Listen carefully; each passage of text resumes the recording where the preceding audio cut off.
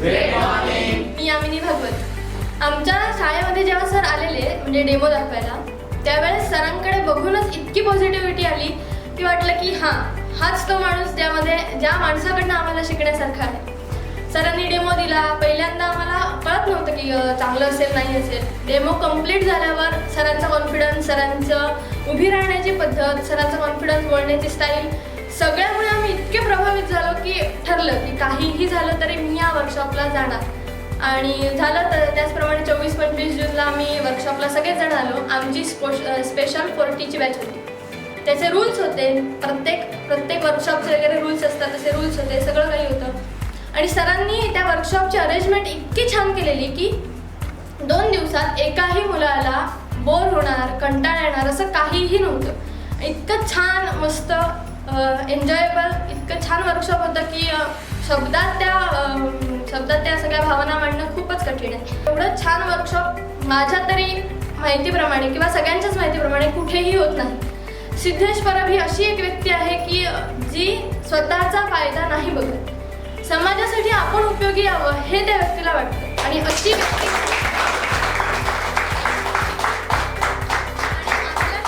बरेच वर्कशॉपचे डेमो द्यायला येतात. प्रत्येकाच्या शाळेत येत असतील, शाळेत येतात, कॉलेजमध्ये, पण प्रत्येक वर्कशॉपचे डेमो देताना असं वाटत नाही की ही व्यक्ती. पण सिद्धेश सर म्हणजे ग्रेटच आहेत. मगाशी श्वेता म्हणाली, सगळेच जण म्हणाले की सिद्धेश सर माझ्यासाठी देव आहेत, टर्निंग पॉईंट आहेत.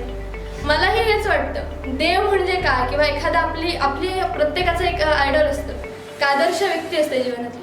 मला असं वाटतं की हा वर्कशॉप प्रत्येकाने जॉईन करावा आणि हा वर्कशॉप जॉईन केल्यानंतर त्यांना त्यांची आदर्श व्यक्ती मिळेल, ती म्हणजे सिद्धेश.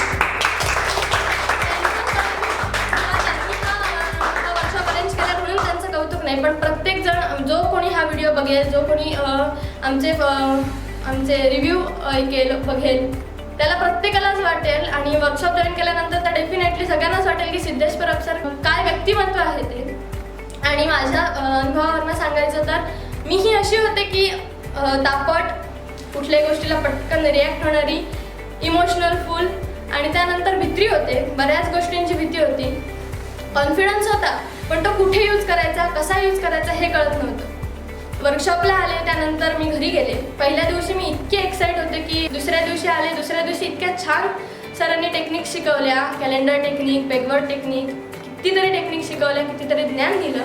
त्यामुळे माझा कॉन्फिडन्स लेवल तर खूपच वाढला आणि मी शांत झाले. जी मुलं चंचल आहे, जी माणसं चंचल आहेत, त्यांनी तर हा वर्कशॉप नक्कीच जॉईन करावा. कारण त्यानंतर आपल्यातला कामनेस आणि आपल्यात जे दडलेले सुप्त गुण आहेत त्यांना वाव मिळतो. त्यामुळे थँक्यू सिद्धेश सर. दुसरी गोष्ट, आपण जे म्हणतो की मी आजारी आहे, मला हे जमणार नाही, तर हे असं काही नसतं. ही आपली निगेटिव्ह इन्फॉर्मेटिव्ह असतात. त्याबद्दल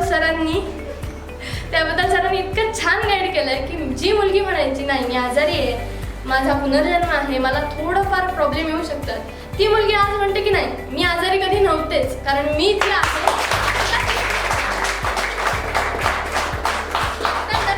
ती खरी यामिनी. माझ्या घरातले पण म्हणायचे की यामिनी तू जरा सांभाळ, तू इतक्या आजारपणात वाचली आहेस. शाळेत सुद्धा मला जरा जास्तीच शिक्षक जपायचे की ही आजारपणात हे केली आहे. पी पिरियडला आपल्याला ट्रॅक मारायचा असतो, त्यावेळेस मला ते ट्रॅक मारू पण देत नव्हते कारण मी आजारी होते, मला धावायला वगैरे जमत नव्हतं. आणि ही रिअल फॅक्ट आहे, मला खरंच धावायला जमत नव्हतं.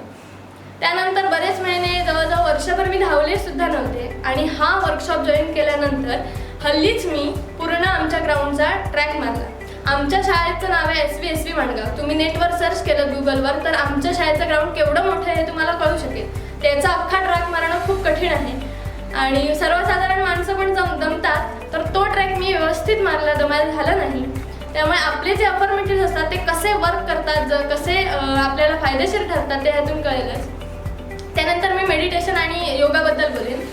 मेडिटेशनने आपल्याला खूप शांत वाटतं. बऱ्याच जणांनी सांगितलं की आपण जर चंचल असू तर आपल्याला खूप शांतपणा येतो, किंवा आपल्याला नक्की कळतं, आपला पाथ कळतो आणि त्या पाथवर आपण कसं जायचं हेही कळतं.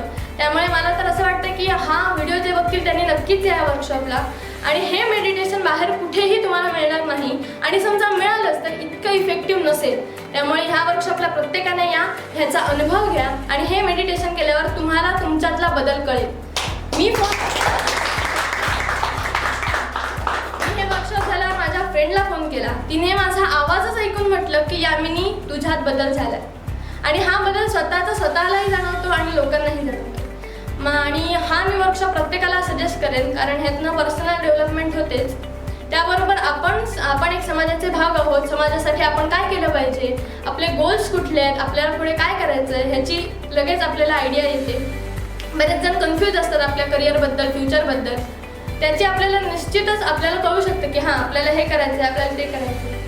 बऱ्याच जणांनी सांगितलं रात्री जी स्वप्न बघतो ती स्वप्न नसतात, दिवसा बघतो ती स्वप्न असतात. आपण प्रत्येकजण दिवसासुद्धा स्वप्न बघतो, पण ते कसं पूर्ण करायचं हे कळत नसतं. किंवा आपण करिअरच्या बाबतीत आपल्याला काय करायचं नक्की हेही कळत नसतं. आपल्यातले सुप्त गुण आपल्याला ह्या वर्कशॉपनंतर जागृत झालेले दिसतील. आणि सिद्धेश सरांबद्दल बोलेन तर मला 2-3 दिवस लागतील बोलायला, कारण त्या व्यक्तीकडे बघूनच तुम्हाला कळेल की ती व्यक्ती म्हणजे काय आहे.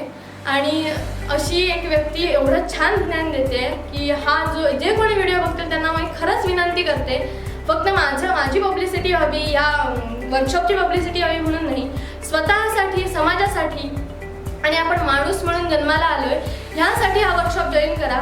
आणि हा